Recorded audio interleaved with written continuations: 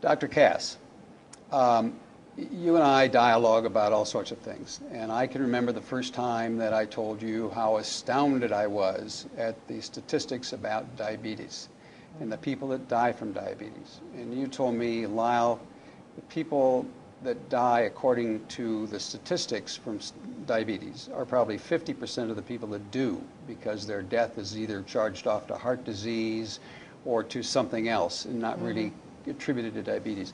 Tell me what kind of a problem that is today, what causes it, and what we can do to avoid it if possible.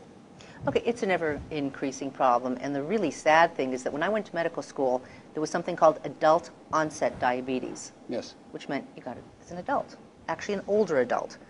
Now we're seeing kids with adult onset diabetes, and it's no longer called that. It's just called diabetes. And we start off with either it's called syndrome X, or it's actually now called metabolic syndrome, which is the pre-diabetic form. And the warning signs are high cholesterol, high blood pressure, and accumulation of fat. And it's not only the fat that you see, but there's a whole lot of fat that we don't see. The fat that goes around the internal organs, the brown fat, which is very much harder to get rid of and dangerous and very active metabolically in terms of causing inflammation.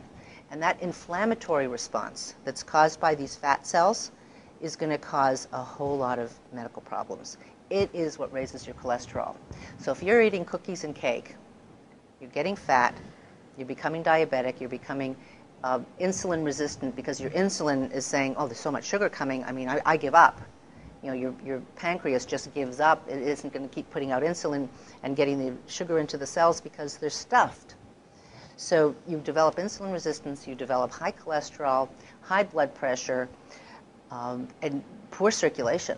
You know, if you go on to develop full diabetes, you know how people end up having gangrene and they have limbs amputated. I mean, it's really gross to think about this, but this is a very, very dangerous disease, and it's not just about sugar.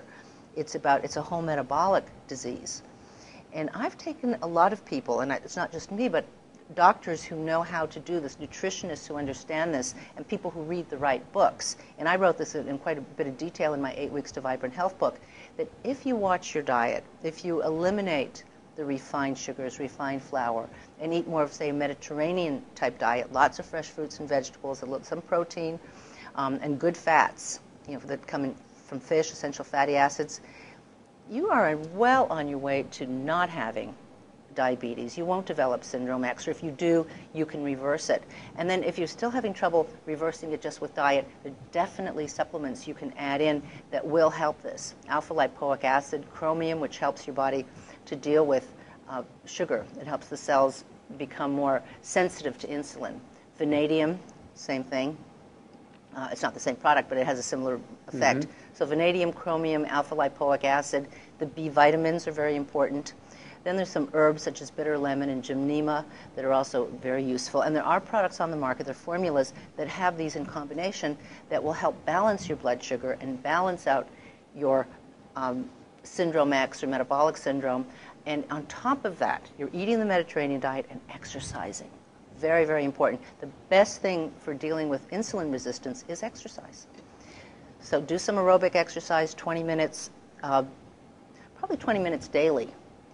And it doesn't have to be, you know, you don't have to run, rapid walking, and if you're living in a cold area, mall walking, you know, walk through the malls for a half hour a day, and you'll change your body.